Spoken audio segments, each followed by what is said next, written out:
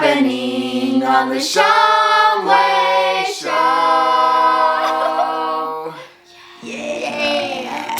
Boy, have we got a special video for you guys today. Today is a super special video we've been wanting to do for a long time, and we figured now is a good time because there's so much going on in the world right now with the worldwide pandemic, and we wanted to produce a video that would bring you guys some light and some hope with everything that's going on, and maybe just to show you the miracles that still exist. Oh, Lexi's already bored, I guess. And just how precious life really is and how wonderful it is just to be alive. So. Okay, Lexi, what kind of video are we doing today? Today we are sharing a very special experience that my mom and dad had. Mostly Dad, because he's the one that survived it.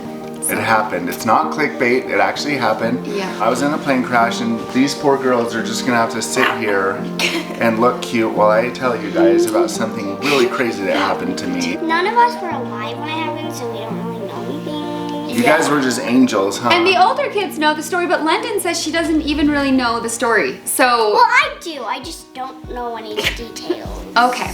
So this was after Michelle and I had only been married for about 6 months. Her dad called me up and said, hey, do you want to go to Alaska on a fishing trip? And I was like, well, yeah. And so there were 6 of us that got in a plane and we flew up to Alaska for a fishing trip. It was just a guy's trip. So Michelle's dad was the pilot. And then also on the plane was my brother-in-law, Ben. He's married to Michelle's sister. Easton's dad. You guys know Easton's dad. Kylie's dad. Skyly's dad. Bentley's dad. Easton's dad. And you guys are giving away the end of the story. We don't want to tell whether or not he survived or not. That's a good point. Just kidding. Michelle's brother was also on the plane. His name's Chris.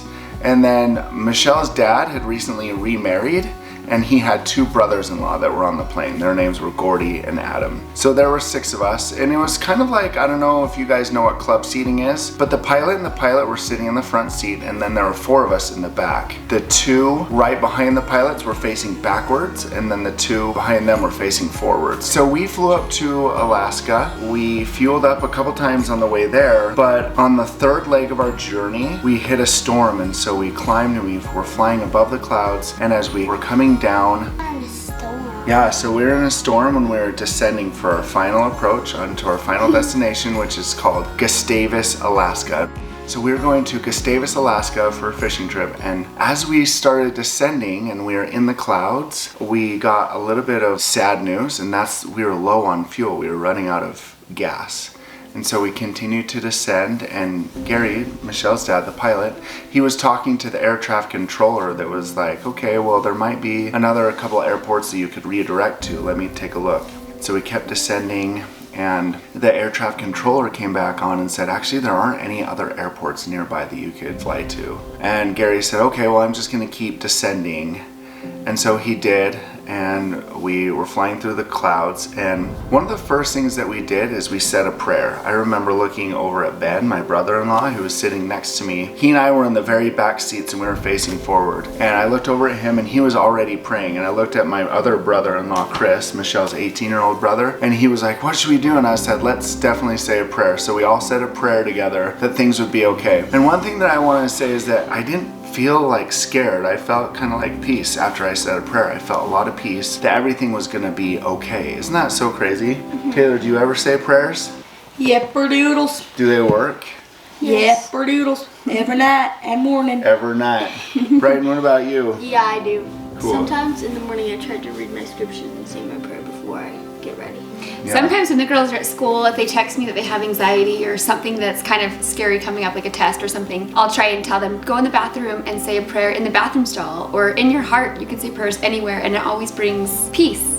True. So even in the times when things seem so crazy, it will bring peace. Isn't that the craziest thing? And it worked. It totally worked for me. So we did. We ended up running out of gas when we were still in the clouds. And this plane, it's a twin engine Cessna. It had 2 propellers, one on each wing. And so I remember sitting here in my seat and looking out the round window, and there was rain streaking across and everything. I remember the propeller slowly sputtering down and like stopping. It was still kind of spinning a little bit because Gary was trying to restart it, but it was so crazy just to see that we were in an airplane and we had just run out of gas. And so he came back, we were all wearing headphones so we could hear each other talk. He said, guys, I just lost the right engine. I'm gonna try to restart it, but we're about to lose the left engine also. And sure enough, within a minute, the left engine ran out of gas too. It was about that point after we had run out of gas in both engines that we came out of the clouds, and I would have guessed we're about 3,000 feet up in the air. So we're both engines out of gas, and Gary said, guys, does anyone see land anywhere? Because we were flying to Alaska, a lot of our flight had been over water, and because we were out of gas, Gary was having to keep the nose of the plane like really high like this, so he couldn't see over the nose. And I pointed, I could see almost straight out in front of us. I was like, guys, I see land, it's kind of straight out in front of us. And he kind of like stood up even higher in his seat. He's like, okay guys, we're not gonna make that. We're not gonna be able to make that. And my heart just dropped. Because that was one of the hopes that we had, that we'd run out of gas, but that we'd be able to land somewhere flat. Well, newsflash, in Alaska, there aren't a lot of flat places to land. So anyway, Gary, the pilot, started giving us instructions. He said, Ben, you need to open the door of the plane. Lexi, do you know why we wanted to open the door of the plane? So that before we crashed? Escape from the dungeon. What, I know. What, Lyndon? To escape from the dungeon. That's true. I know. So when you crash in the water, like everything like locks, so the doors. Imagine trying to open a door underwater, right?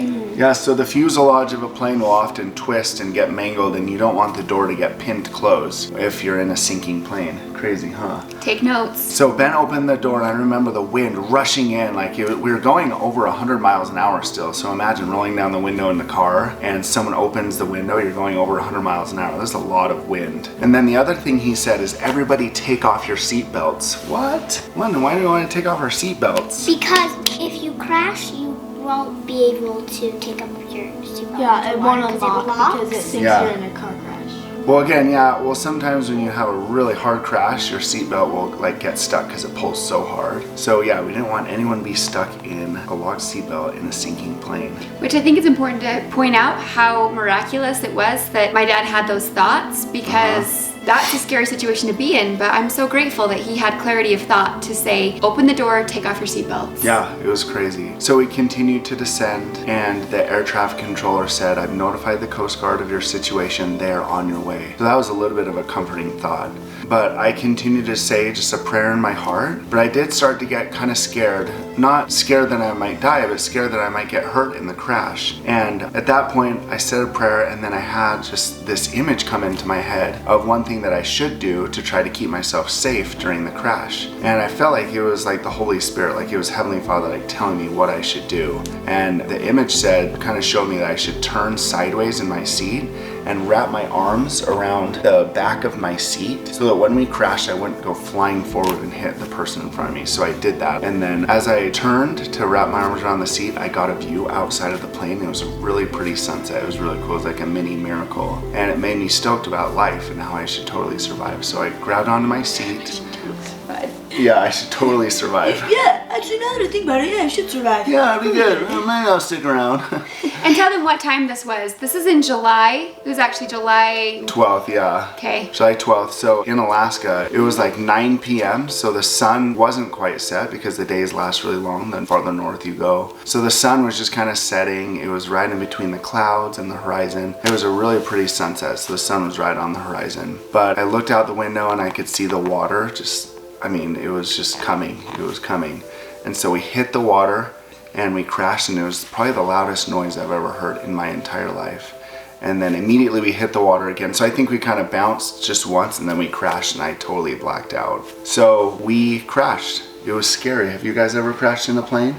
Yes. Times. Just kidding. In a car? Not very Have you many ever crashed in a people car? do. No, not very many people do. So when I came to, there was about a foot of water in the plane and I was sitting in it. I had fallen off my seat and I was sitting in the water. I would guess it had probably been about a minute because the water had come in through the door and it had time to kind of fill up part of the plane. Everyone was still on the plane, but Michelle's brother, Chris, he was in the doorway of the plane and he was just jumping out. The very first thought is hurry and get out of the plane, right? Because you don't want to sink with the plane. My other brother-in-law, Ben, I looked over at him and he was kind of like me. He was sitting on the ground, but he had hit his face on something. He had a huge gash above his eye and blood was just kind of pouring down the side of his face. And he was kind of delirious. So I helped him out of the plane. And then I looked towards the front of the plane and there were 3 people towards the front. Michelle's dad was still in the pilot seat. And then Adam, Adam, one of the other passengers, he was up there too, and they were kind of working on something. From what I could tell, the one in the co-pilot seat, his name was Gordy. From what I could tell, he was unconscious, and they were trying to get his seatbelt off, and they were trying to get him out of the plane. Adam's his younger brother, so of course Adam was first thinking, I have to get my brother out of the plane. Yeah, I even heard him say that. My brother, we've got to get my brother. So the reason the pilot and co-pilot don't undo their seatbelts is they don't want to fly into the instrument panel right there, because that's really dangerous. So it was safer for them to keep their seatbelts on. Anyway, from what I could tell, Gordy still got severely injured on the plane, and he may have even died on impact. We don't know. So I made it out of the plane, Ben made it out of the plane, Chris was already out of the plane, and we just were outside of the plane just waiting and just looking at the plane, watching it sink. You could actually see it like sinking down. It was sinking that fast. And I was getting really worried. I was like, where's Gary and where's Adam? And right when there was just barely enough space in the doorway for someone to come swimming out, Michelle's dad came swimming out. I could tell he'd probably broken his nose, and like the lower half of his face was covered in blood, and he just was saying, I tried everything I could to get them to come, but they just wouldn't come. And Adam, as it turns out, stayed behind in the plane to try to get his brother Gordy out of the plane. We stayed there and we waited, and the plane sank all the way. I remember watching the water just lap over the top of the fuselage, and it sank. And we just kind of looked at each other, me and Gary and Chris and Ben. And one thing I will say about Adam, he did never come swimming up to the surface. He actually died trying to save his brother Gordon. I think that was a very, very valiant thing for him to do. And it begs the question, what would we do if we were in that situation? I just think he was so courageous of him to do that, and I think he was an amazing person, right? You knew him. He was. So thanks for your bravery, Adam. One thing that I knew right away is I knew that I needed to swim to shore as fast as possible. Michelle's little brother, Chris, he was in really bad shape. He was like, what just happened? Where's the plane? Where's Adam and where's Gordy? So I think he was probably having a severe panic attack. Chris and Gary were kind of close to each other, and me and Ben were kind of swimming close to each other. At the first, I started trying to swim after like one of my sleeping bags because the luggage compartment had blown apart. And as I tried to swim after it and get to it, I realized that it was being pushed away from shore, like almost faster than I could swim. And so I quickly abandoned that effort. And Michelle's dad, Gary, said, you guys need to swim. Just swim as fast as you can. And Ben said, well, what about the Coast Guard? Aren't they coming? So even though the air traffic controller has said that the Coast Guard was on their way, we didn't know if they knew exactly where we were. The thing about radar in Alaska, because the mountains are so high, they can't see exactly where all the planes are at all times. So I didn't think they knew our exact location. In addition, I just had this very, very strong feeling that I needed to swim to shore as fast as possible. So I did. I started swimming, and Gary, Michelle's daddy, made it really easy. He said, you guys need to swim. You guys need to swim as fast as you can. I'm gonna stay with Chris. We'll be right behind you guys. We'll keep swimming. There's no sense in us all staying together.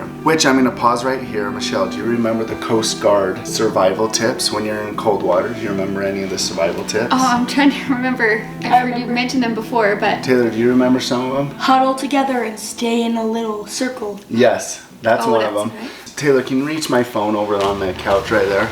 Cold water survival. Dad, does your heart rate get faster when you talk about it? Yeah, it does. I mean, I wasn't even in it, but mine definitely does. Okay, I'm gonna read this from the US Coast Guard's website. Cold water robs the body's heat 32 times faster than air. If you should fall into the water, all effort should be given to getting out of the water by the fastest means possible. So I was working on it. Physical exercise such as swimming causes the body to lose heat at a much faster rate than remaining still in the water. Uh-oh. Blood is pumped to the extremities and quickly cooled. Should you find yourself in cold water and are not able to get out, you will be faced with a critical choice.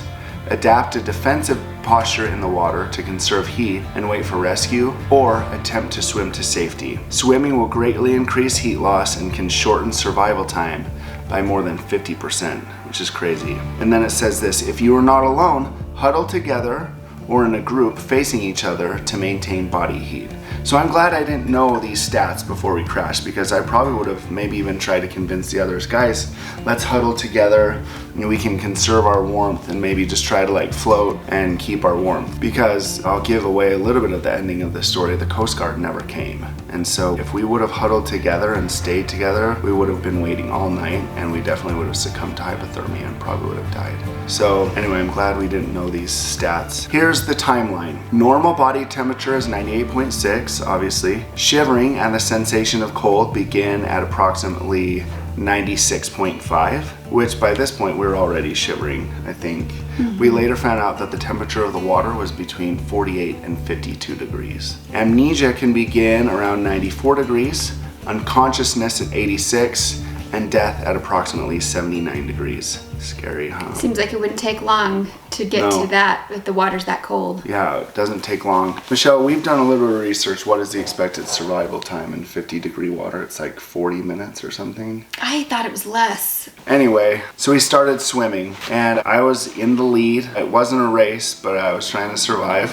I started to distance myself from Ben, and Ben distanced himself from the others. And the swells in the water were about 1 to 2 feet high, and as we came up on the top of a swell, if someone else was also at the top of a swell, you could look across and you could see them. So I did that frequently. I would kind of turn around and I would wait to bob up on top, and we would yell to each other, "Hey, are you doing okay?" And they would yell back, "Hey, yeah, we're doing okay. Are you there yet?" And just kind of as a joke, and no, we weren't there yet. But so we just kept swimming. My stroke of choice was the breaststroke. I was just swimming like this, keeping my head above water and facing the land. I could see land was there, but I didn't know how far it was away. All I could tell is there was like a little log on the shore. I didn't know it was a log at the time, but I decided to pick that and use that as my goal, and I just started swimming. The sad news is about 20 or 25 minutes into the swim, I remember pausing and turning around and starting to shout to Ben, who was responding. And then I could hear Ben shouting to Gary and Chris, who had been responding. But this is the point where we stopped getting any response from Gary and Chris. And this is the point where I think they succumbed to hypothermia and we lost them. Gary and Chris, they ended up dying on the swim. From the stories Khyl's told me in the past, my dad was really trying to help Chris as quickly as he could when they were still all together. He was telling Chris, pretend you're in Lake Powell, because that's a lake here in Utah that's really warm, and we were just there the week before together as a family. And so just to comfort Chris, because Chris was in shock. He was just a skinny 18-year-old, and obviously this is a very shocking experience. So he being in shock and being super cold, and my dad trying to just comfort him. But Gary was in supreme health, and Chris was just not a great swimmer. And again, I think we have another situation where one person gave their life in order to try to save someone else's life. And I think we learn in the Bible, in the scriptures, that greater love hath no man than this, but he that giveth his life for his friends. And I think we saw that in Michelle's dad. He gave his life to try to save the life of his son, and I'll forever be grateful to him for that. Such an amazing person. Well, I just thought of this. I'm so glad they had each other in these moments. They weren't alone, and I do admire my dad so much for staying with Chris, and I feel like they've helped me on my journey, you know. They've been angels to us. Yeah, I think it's cool to know that we have extra angels. So exciting to see them again someday. We know we will, and that's the good news. We do believe that families are forever, so that's really cool. Yeah. Taylor, have you ever gone swimming in cold water? Yeah, one time I was on the paddleboard in the pool. It was 52 degrees. I had my hunter boots on. I fell in. It was freezing. I remember that. And I couldn't breathe. I was like, Yeah, it is. It takes your breath away how cold it is. In addition, the last video that we posted is called "The Last to Stop Swimming in Cold Water," which is kind of ironic. So ironic. Not We did bad. plan it. So I'll link it below so you guys can see how long these guys can swim in cold water. That was, I guess, probably not even halfway through our swim. It was very, very disheartening. I could already sense that I was starting to feel the effects of hypothermia. My thoughts were really muddled. I started to lose a lot of my motivation, but I knew I had to keep swimming. So I did. I just kept swimming, and I yelled at Ben, and he yelled back at me. We just continued to yell, encouraging each other throughout the rest of the swim. I kept my clothes on, like I had a full cotton shirt and jeans. I had kicked off my sandals. I was wearing sandals kind of like these. kind of like Jandaloo. jangles. Yeah, they're kind of like jangles. It might have actually even been. But anyway, so we kept swimming. I would probably say 20 to 30 minutes later, I was in really, really bad shape. I was ready to give up. I don't really remember yelling to Ben after this point, and I think that was just the effects of hypothermia. A lot of this, I just wasn't thinking straight, and so I don't really remember a ton of it. But I remember losing a lot of my motivation, and one thing that I think gave me a lot of extra strength was a song that came into my head. So as we're swimming there, the rain is still kind of sprinkling. There are fish jumping like crazy. There are birds swooping all around, and there was just like a light, soft breeze. The sun had gone down all the way, but it was still giving a little bit of light, so it was kind of like sunset light. It was very, very beautiful. And there's a primary song that I used to sing in primary called I Know My Heavenly Father Loves Me. And I think, guys, we should sing that song, just the first verse. Let's do. You guys want to sing it together? Yep, Okay.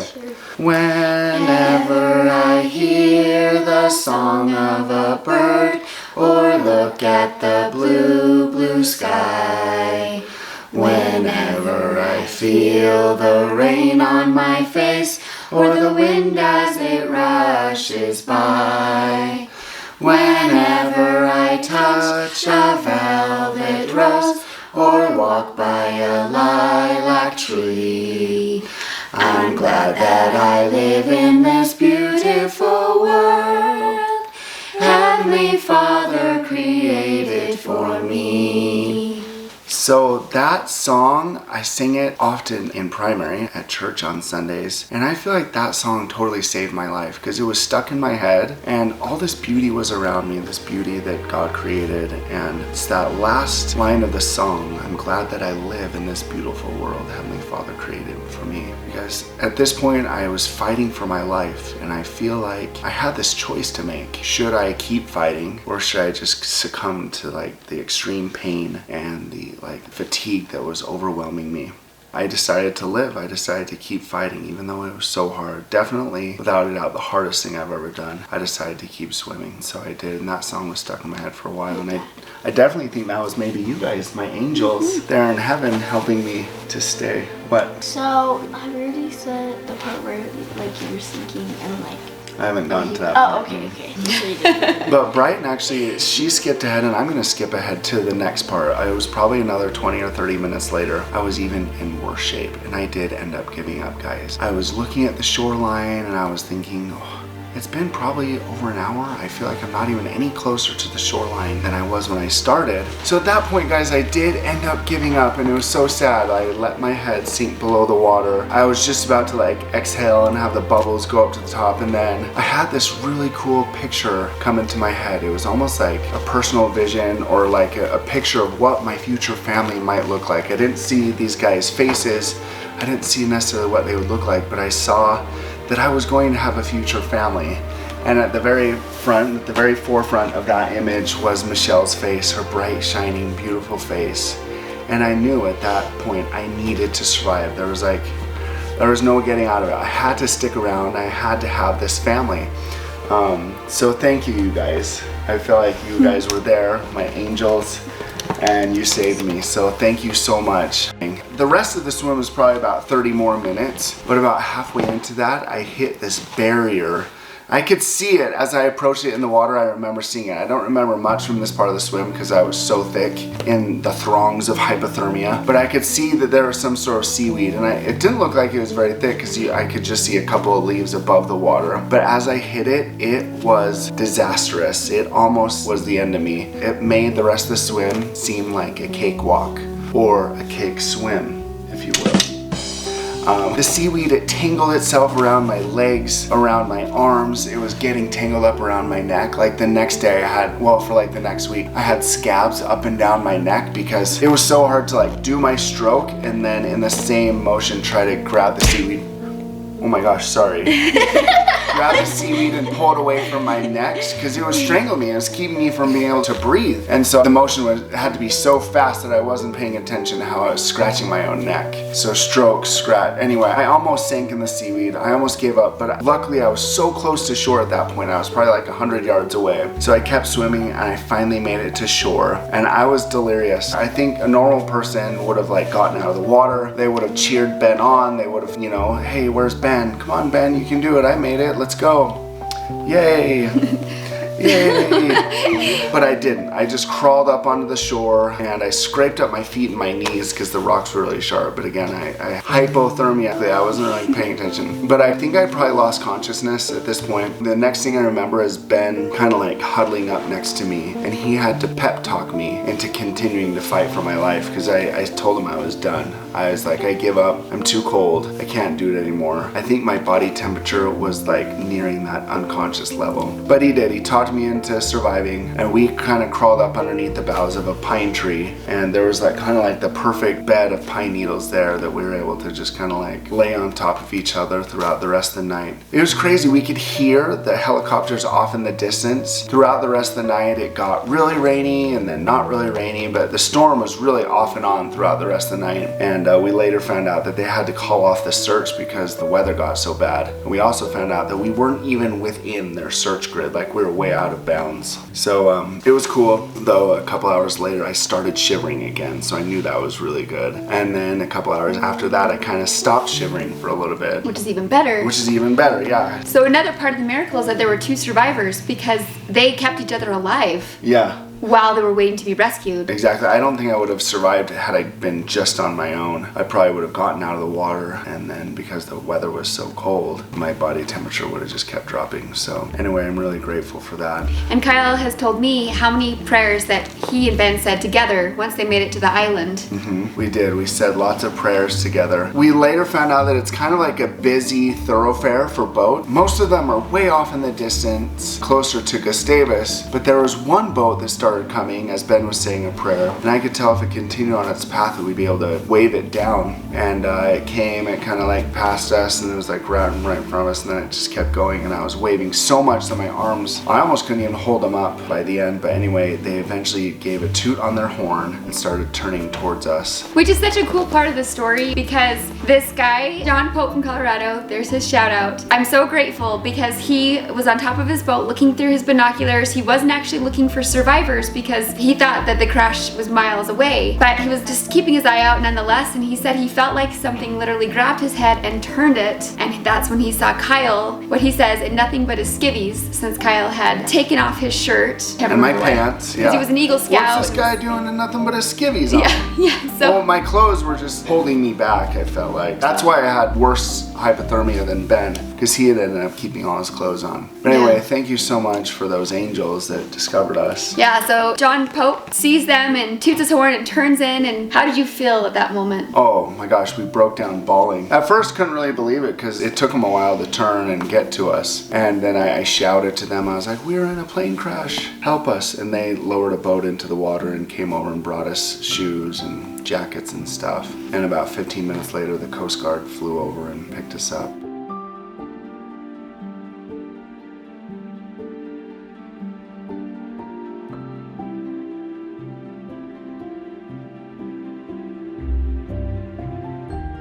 Grateful for all the miracles that saved us and allowed me to have this family. You guys are awesome. Michelle's gonna kind of talk about what happened at her end after we got survived. By the time they had made it to shore, I mean, this is all like the middle of the night to me at home in Utah. The only thing that I knew is, well, my sister and I shared a home with our husbands. Khyl and I lived in the basement and they lived upstairs. And my sister came down in the middle of the night and woke me up and said, the plane never landed, because they were supposed to meet somebody there in Alaska that right away called and said they never came. So we immediately started saying prayers and just really pleading with Heavenly Father. You know, the more time that went on, the scarier it became, and just waiting for any update we could hear. We decided to go over and wake up my mom, since my little brother was on the plane, my dad, and she was very calm in the middle of the night. She just said, you know, your dad probably landed in a field somewhere. You know your dad, I'm sure everything's fine. Which is true. I had flown so many different places with my dad. I'd actually been to Alaska with him, and I knew he knew how to handle situations like this really well. So we just continued to wait throughout the night for more updates, and it wasn't until the next morning For more updates? Waiting for updates?